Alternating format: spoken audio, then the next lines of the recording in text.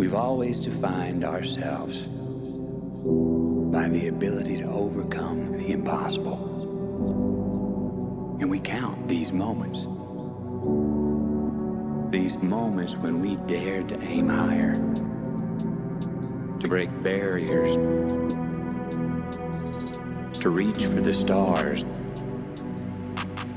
to make the unknown known.